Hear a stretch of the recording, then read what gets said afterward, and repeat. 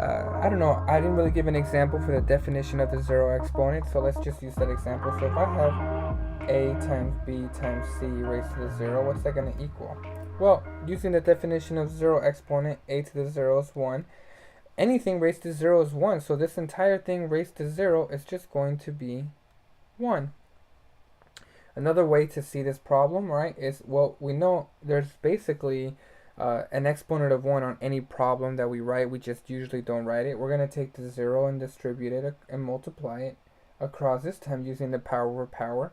And so we're going to get a times 1 times 0 times b times 1 times 0 times c times 1 times 0.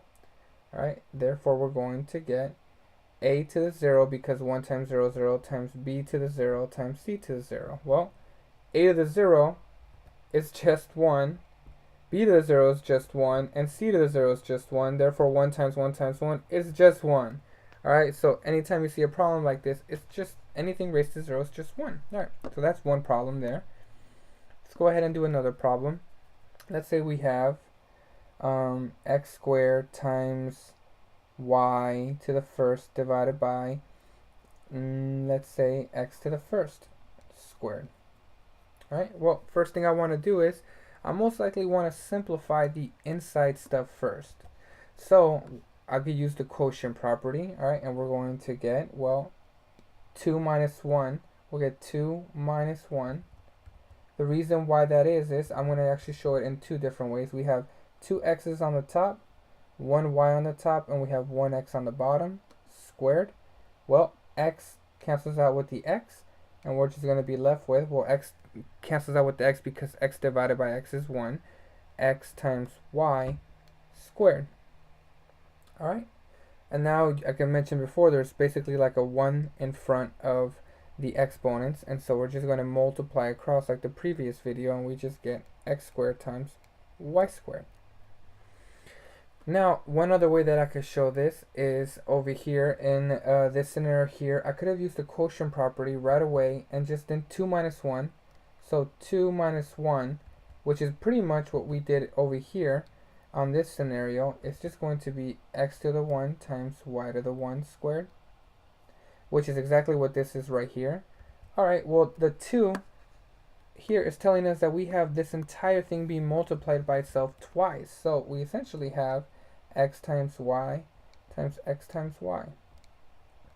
Alright, and like I mentioned before, alright, 2 times 3 is 6, and 3 times 2 is 6. So it doesn't matter which order we have it in. We can put it in whatever order we want. So I'm just going to group the two x's together, then I'll group the two y's together. Well, that's just going to be x squared times y squared, which is the exact same thing.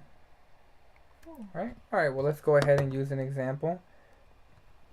Maybe one that involves the definition of negative exponents. So let's say x to the negative 4 times y squared divided by x squared times y to the negative 3. Alright, and let's say that whole thing is being to the raised to the third power. Alright, well, like before, we can use the quotient property to solve this problem, or we can use the definition of negative exponents. So all we do is just, if you watch the definition of negative exponent, all we're doing is just taking the reciprocal and changing the sign. So if I want to rewrite this, I'm just going to get y to the third times y squared divided by x squared times x to the fourth. Alright, if you look here, x to the negative fourth is just going to flip and go on the bottom, and x to the negative 3 is just going to flip and go on the top.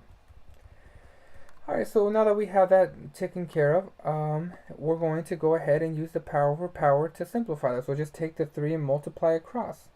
We'll multiply across to everything.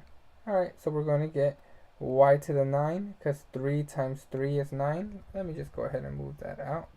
Alright, so maybe I'll just rewrite it down over here. We're going to get y to the 3 times 3. Let's just color code that. We'll just call that 3.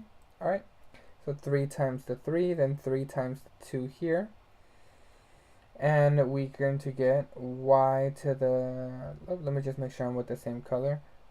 Y 2 times the 3 Alright, divided by, and we do the same thing with x. We're going to get x times 2 times the 3, and we're going to get times y, oops, should be x to the 4th times the 3. Alright, therefore we're going to basically just get y to the 9th times y to the 6th divided by x to the 6th times x to the 12th. And now we just can add the exponents from the product property. So we're going to get y is equal to, well, 9, 10, 11, 12, 13, 14, 15. So y to the 15 divided by, and 6 plus 12, 12, 13, 14, 15, 16, 17, 18. So x to the 18. All right, that's one way of approaching it. Another way that we could have done is, well, it would have just been so much more easier. So let's go ahead and rewrite it down over here. I think it was y to the 3rd times y squared divided by x squared times x to the 4th raised to the 3rd power. What we could have done is we could have just simplified the inside first off. So if we were to simplify this right away, we would have gone, well, the 3 plus the 2. We would have, using the product property, we would get y to the 3 plus 2 divided by x to the 2 plus 4. I'm just using the product property, and we're going to get y to the 5th over x to the 6th. Now it's raised to the 3rd power. Now, same as before, we just take the 3 and multiply it across to the exponents, and we get y to the 15 divided by x to the 18, which is the exact same thing that we got over here. Alright, let's go ahead and use one more that I would call maybe the challenge of all challenge problems. So let's say we have x to the negative 2 times y to the 4th, and let's say times 2 here, and then y to the negative 3 raised to the negative 2. Alright, well, first thing I want to do is I want to just simplify the inside. Alright, so basically this is going to flip down here, and then this will just flip up here. So we're going to get 2y to the 3rd times y to the 4th divided by x squared. Alright, as you notice, the 2 stays on the top because the negative 2 is only on the x variable. It is not on the 2 variable because the exponent on the 2 is the 1. It's just 1. Alright, raised to the negative 2.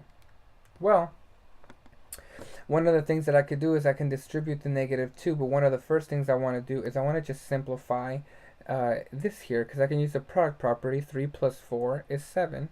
So I just want to simplify that first. So I'm going to get 2y to the 7th divided by x squared raised to the negative 2.